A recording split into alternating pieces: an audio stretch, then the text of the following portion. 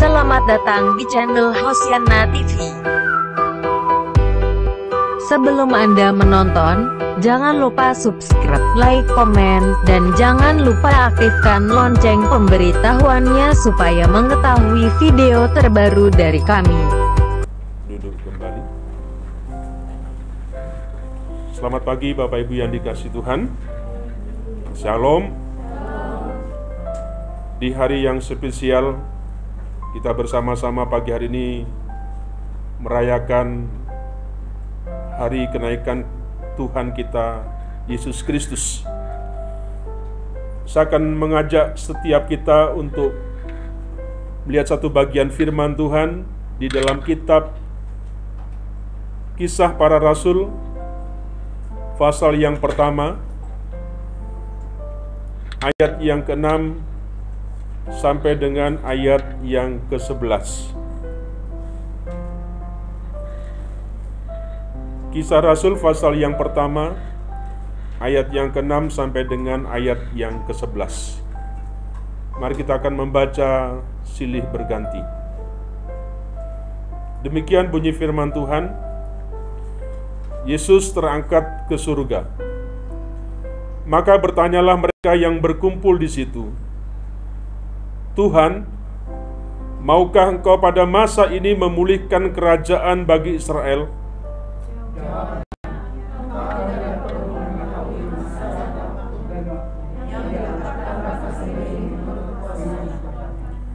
Tetapi kamu akan menerima kuasa kalau Roh Kudus turun ke atas kamu, dan kamu akan menjadi saksiku di Yerusalem dan di seluruh Yudea dan Samaria dan sampai ke ujung bumi.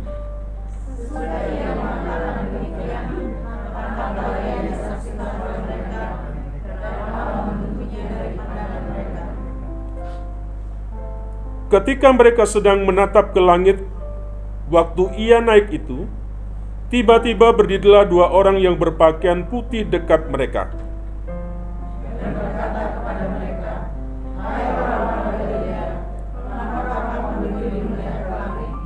Yesus ini yang berangkat ke surga di hadapan kamu akan datang kembali dengan cara yang sama seperti kamu melihat dia naik ke surga." Amin. Yesus ini yang terangkat ke surga meninggalkan kamu akan datang kembali dengan cara yang sama seperti kamu melihat dia naik ke surga. Bapak Ibu Saudara yang dikasihi Tuhan, seperti yang kita tahu,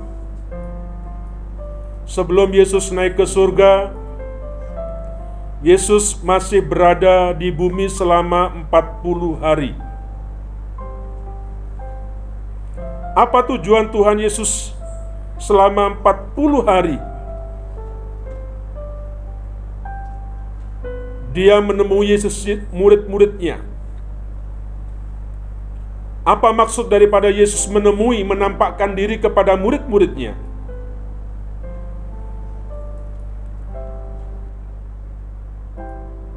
Salah satu tujuannya adalah untuk membuktikan bahwa dia benar-benar telah bangkit dari antara orang mati, dan membuktikan bahwa dia sungguh hidup.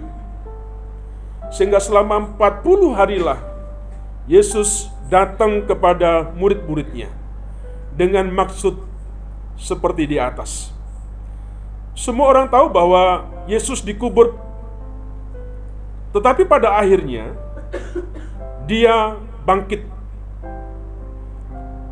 Akan tetapi itu belum cukup, sebab ada fakta yang harus diletakkan bahwa dia sudah bangkit.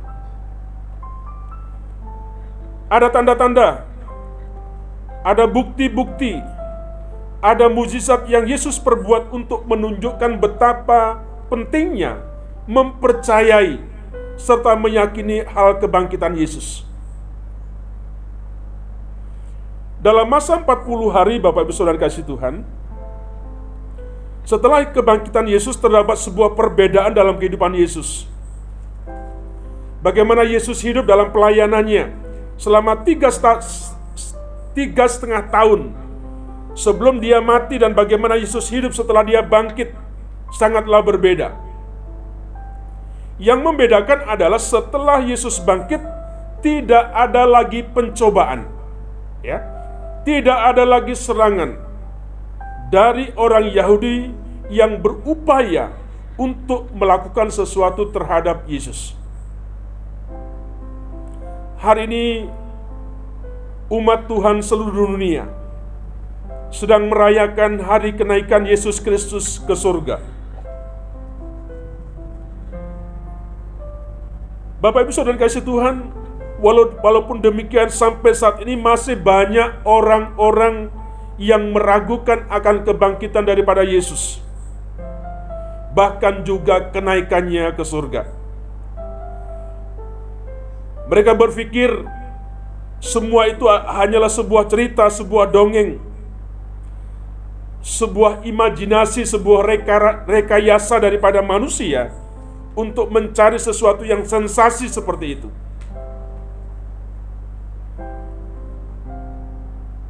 Kita harus tahu bahwa Yesus tidak selamanya tinggal di bumi ini. Tidak selamanya Yesus ada dalam dunia ini bersama dengan kita.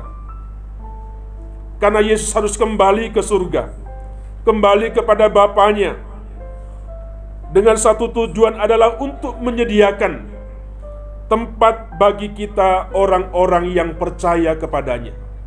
Kepergian Tuhan punya satu maksud bagi kita orang percaya, untuk menyediakan tempat bagi kita orang-orang yang percaya. Bapak Ibu yang dikasihi Tuhan, kita harus tahu ya, bahwa Yesus Kristus datang dari kekekalan dan kembali kepada kekekalan. Walaupun ada banyak orang yang masih meragukan tentang Yesus, tetapi bagi kita orang-orang percaya, bagi kita orang-orang Kristen, bahwa Yesus Kristus itu datang ya dari kekekalan dan dia harus kembali kepada kekekalan.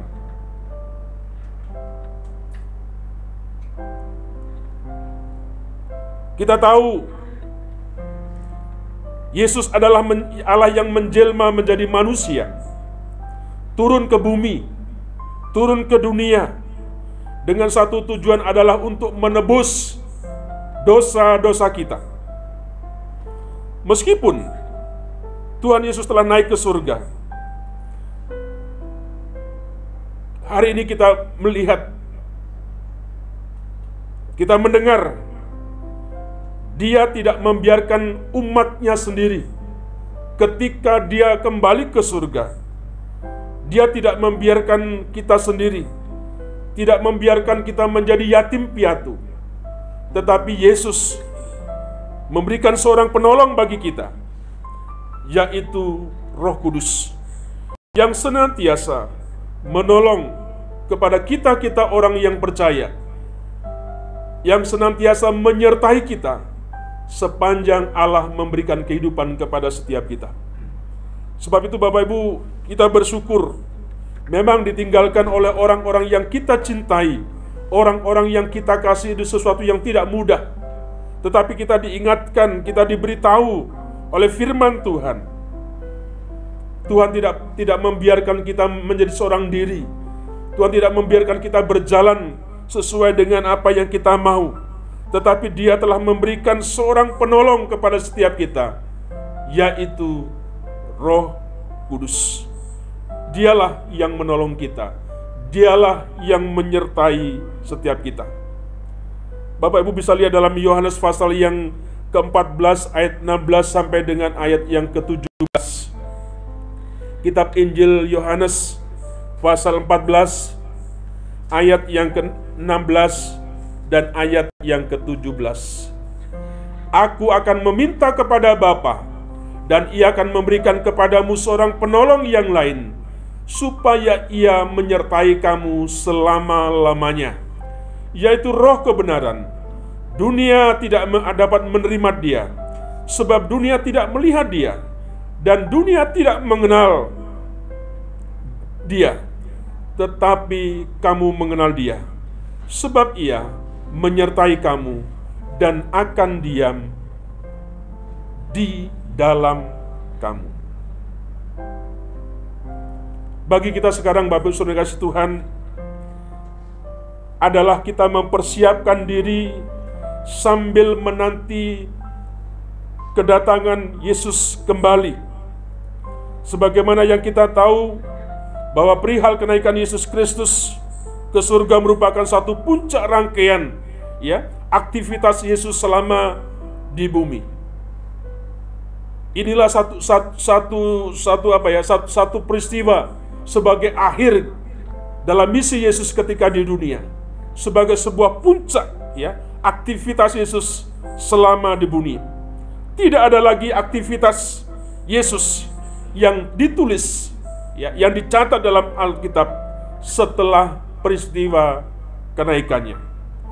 Kenaikan Yesus ke surga merupakan hal yang sangat menarik, Bapak Ibu kasih Tuhan, karena kenaikan Yesus ke surga adalah hal yang secara alami. Kenapa? Bertentangan dengan hukum alam, yaitu gravitasi. Kita tahu bahwa tidak ada sesuatu benda yang dilempar ke atas akan tetap tinggal di atas.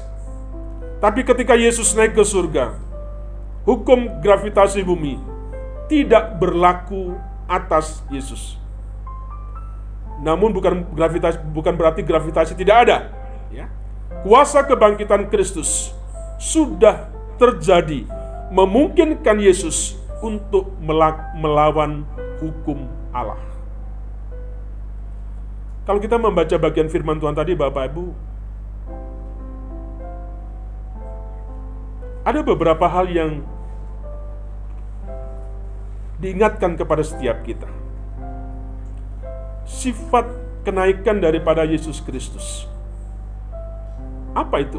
Yang pertama, satu peristiwa yang sungguh-sungguh terjadi dan bersifat historis.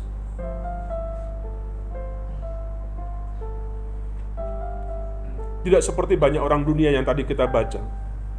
Banyak orang dunia yang tidak mengenal, banyak orang yang tidak menerima Dia, sehingga mereka meragukan. Mereka mengatakan itu sebuah ilustrasi, itu sebuah khayalan, sebuah fiksi dan macam-macam. Tetapi kita diingatkan hari ini, pagi hari ini, satu peristiwa yang sungguh-sungguh terjadi dan itu bersifat historis. Saya berharap Bapak Ibu tidak menjadi ragu, tidak menjadi bimbang. Kalau Bapak Ibu penggiat di media sosial, Bapak akan melihat bagaimana sebuah hinaan, sebuah cecaan, sebuah penolakan, tidak penerimaan dengan apa yang kita punya seperti ini. Tetapi hari ini diingatkan satu peristiwa yang sungguh-sungguh terjadi dan itu bersifat historis. Nah, Bapak Ibu Tuhan, suka atau tidak, sejarah mencatat bahwa peristiwa ini benar-benar terjadi, di mana mata melihat dan tidak ada satupun orang pun yang bisa membentuk sebuah rekayasa. Sehingga rekayasa itu tidak ada satupun, semuanya dikalahkan, semuanya dikuburkan. Mengapa? Karena itu sesungguhnya sebuah fakta. Karena hal kenaikan Yesus tertulis dalam Alkitab, maka tidak mempercayai kebangkitan berarti kita tidak mempercayai Alkitab yang telah menulisnya. Sejarah, mata dunia melihat satu peristiwa, dan hari ini Bapak Ibu kita bersama-sama dengan saudara kita di hari yang sama, kita merayakan, bertepatan dengan hari Idul Fitri, kita juga merayakan hari kenaikan Yesus Kristus. Suka atau tidak, secara historis mencatat bahwa Yesus naik ke surga. Yang kedua, Bapak Ibu, kenaikan Yesus ke surga itu bersifat jasmani. Ya. Yang dimaksud bersifat jasmani di sini adalah ketika Yesus naik ke surga, mata jasmani kita melihat, bukan sebuah rekayasa, tetapi murid-murid melihat secara langsung dengan mata mereka, menyaksikan mereka, ya, menyaksikan bagaimana Yesus naik ke surga.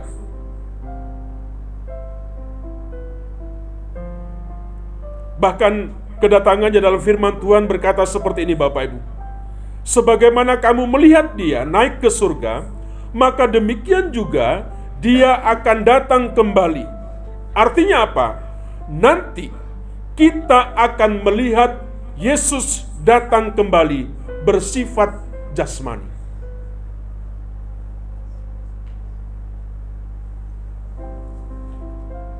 Yang ketiga, kenaikan Yesus ke surga bersifat perlahan-lahan. Mengapa demikian caranya? Mengapa Yesus tidak seperti pesulap langsung hilang? Supaya kita manusia mengetahui dengan pasti dan benar bahwa Yesus sungguh-sungguh naik ke surga. Pak, apakah Yesus bisa hilang kalau mau? Ya. Tidak perlu ditontonkan sebuah kehebatan daripada Tuhan, kira-kira seperti itu. Tetapi justru ketika dia naik, ya, ke surga, supaya apa? Supaya murid-muridnya melihat benar bahwa Yesus yang sedang naik itu adalah Yesus yang selama ini dia percaya, yang dia diikuti seperti itu.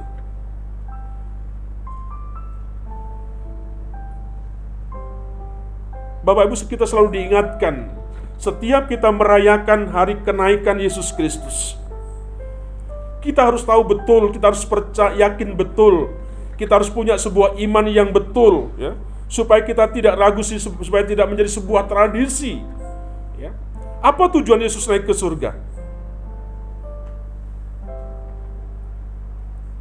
Yang pertama, untuk membuktikan bahwa misi penebusannya, ya, bagi manusia itu sudah selesai, sudah finish.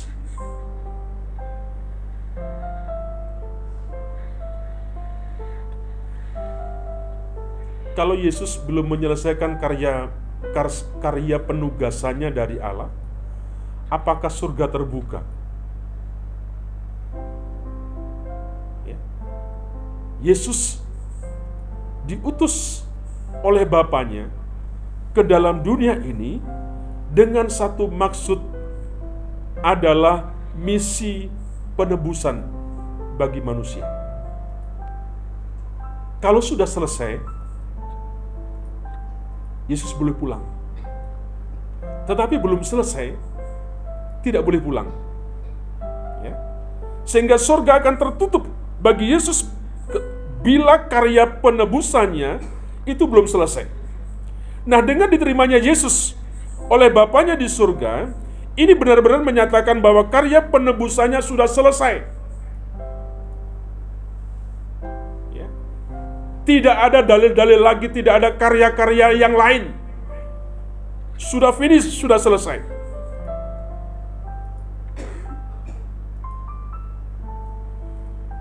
Bapak Ibu dikasih Tuhan, sebagaimana kebangkitan merupakan satu jaminan akan keselamatan kita. Tidak ada gunanya, akan menjadi sia-sia kalau Yesus tidak bangkit, seperti itu, ya. Demikian juga dengan kenaikan Yesus ke surga, di dalamnya apa yang terkandung maknanya. Kita pun sebagai orang-orang percaya, kita akan juga naik ke surga.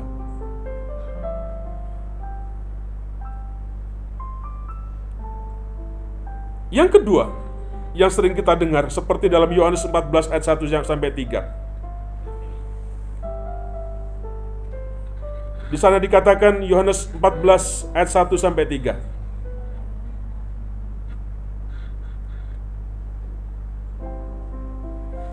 Jangan gelisah hatimu.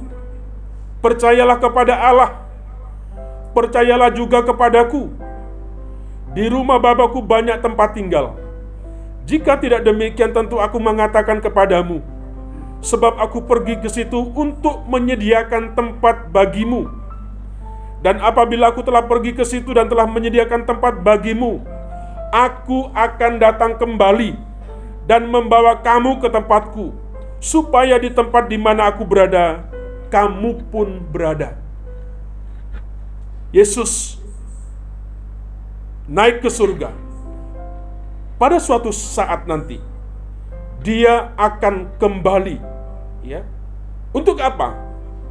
Untuk menjemput. Aku akan datang kembali dan membawa kamu ke tempatku. Dia akan menghampiri kita, dia akan menjemput kita.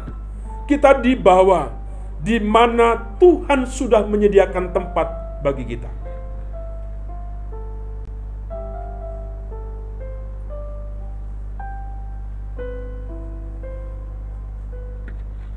Bapak Ibu, mari kita persiapkan diri kita. Satu kebenaran ini jangan pernah lupa bagi setiap kita. Pada waktunya nanti, Yesus akan kembali lagi.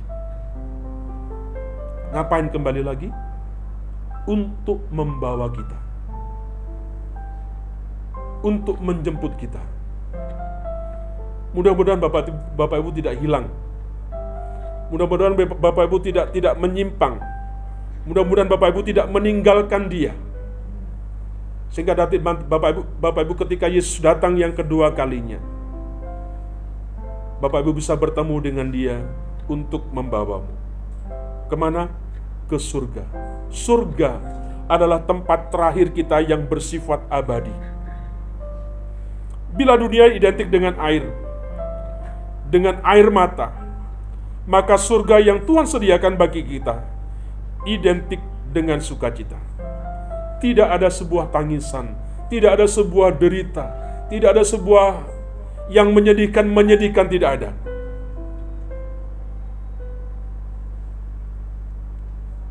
Ketika kita kembali ke surga, ke Yerusalem baru, semua orang menantikan yang seperti itu. Bapak Ibu, ingat, kenaikan Yesus ke surga itu merupakan satu puncak kemenangan Yesus. Ya, segala bentuk apapun yang dibuat, semuanya gugur. Rekayasa apapun yang dibuat, semuanya gugur oleh kenaikannya. Ya, sebab itu Bapak Ibu tidak usah ragu, tidak usah perlu bertanya-tanya lagi benar atau tidak dan sebagainya. Tidak ada sebuah alasan, tidak ada sebuah argumentasi yang bisa dipertahankan. Ya.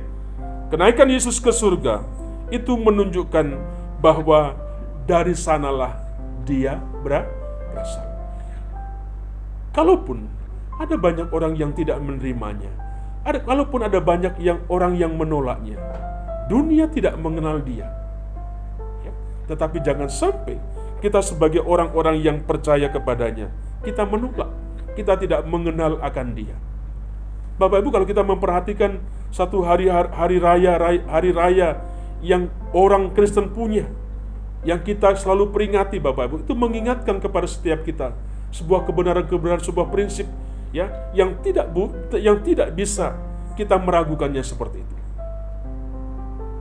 Kalau Yesus hanya asalnya dari dunia, Dia akan menunggu sebuah penghakiman. Ya. Bapak Ibu tahu, semua nabi bagi agama-agama yang lain itu berasal dari manusia. Ya. Wajar kalau dia berdosa. Wajar kalau dia mati. Tetapi Yesus bukan asalnya dari dunia. Bukan hasil sebuah perkawinan. Seperti banyak orang yang mempertanyakan seperti itu. Ya. Bagaimana Yesus dikatakan manusia 100%? Bagaimana dikatakan Yesus 100% Allah? Bagi mereka nonsen, tidak mengerti. Sehingga banyak hal-hal yang membuat tudingan yang macam-macam. Bapak Ibu, kita diingatkan hari ini, banyak mereka yang tidak mengerti, dunia tidak mengenal Dia. Wajar kalau mereka berpikir yang macam. Tetapi bagi kita Bapak Ibu, kita diingatkan bahwa Yesus asalnya dari kekekalan dan Dia kembali kepada kekekalan. Yang lainnya menunggu, tapi Yesus sudah kembali dalam kekekalan. Dia kembali kepada Bapaknya. Sebab itu kita bersyukur kepada Tuhan, karena kita adalah bagian orang-orang yang mengalami keuntungan yang besar. Karena tidak ada salah yang mempercayai, ya, Tuhan yang adalah Tuhan, ya. Seperti apa yang dikatakan Yohanes 13 ayat 13. Kamu menyebut aku guru, ya, dan Tuhan. Dan katamu itu tepat, sebab memang akulah guru dan Tuhan. Ya. Yohanes 13 ayat 13. Kamu menyebut aku guru, ya, dan Tuhan. Dan katamu itu tepat, sebab memang akulah guru dan Tuhan. Ada banyak orang-orang di luar sana menanyakan, apakah Yesus Tuhan? Yesus katanya tidak pernah berkata Tuhan. Tetapi perhatikan ayat Yohanes 13:13. Dia mengatakan, kamu menyebut aku guru dan Tuhan. Apa jawabnya? Dan katamu itu tepat, sebab memang akulah guru dan Tuhan. Anak muda, jangan ragu lagi. Apakah Yesus Tuhan? Yesus tidak pernah dalam Alkitab mengatakan bahwa Dia Tuhan. Tapi hari ini Bapak Ibu melihat, Dia berkata, sebab memang akulah guru dan Tuhan. Yang terakhir, apa yang menjadi sebuah tujuan Yesus naik ke surga? Supaya Roh Kudus dicurahkan. Setelah Yesus naik ke surga Bapak Ibu, Dia tidak lagi menyertai kita secara fisik, melainkan penyertaannya melalui Roh Kudus. Tadi dikatakan misinya sudah selesai. Dia harus kembali kepada kekekalan. Tetapi walaupun Dia tidak bersama dengan kita Bapak Ibu secara fisik, tetapi Dia berjanji ada sebuah penyertaan melalui Roh Kudus yang diberikan kepada setiap kita. Nah, kehadiran Roh Kudus itu dalam dunia ini untuk menggantikan peran Yesus, ya. Dan Roh Kudus itu tidak dibatasi oleh ruang dan waktu. Roh Kudus yang menjamin untuk setiap kita dapat hidup dekat dengan Tuhan. Bahkan kita bisa tegak berdiri menghadapi badai yang besar. Jangan berkata, aku sendiri. Aku sudah ditinggalkan sama Yesus. Ya, tapi jangan lupa apa yang Tuhan katakan kepada kita, kepada murid-murid. Engkau tidak sendiri. Aku memberikan seorang penolong bagimu. Dialah yang akan menghiburmu. Dialah yang akan menguatkanmu. Dialah yang akan menyertai seumur hidupmu. Artinya apa Bapak Ibu? Ketika kita menghadapi segala macam apa saja di tengah-tengah dunia ini, ada penghiburan, ada kekuatan, ya, yang menyanggupkan kita bisa menang dari setiap badai yang besar ataupun badai yang kecil yang menimpa, yang sedang menerjang kita.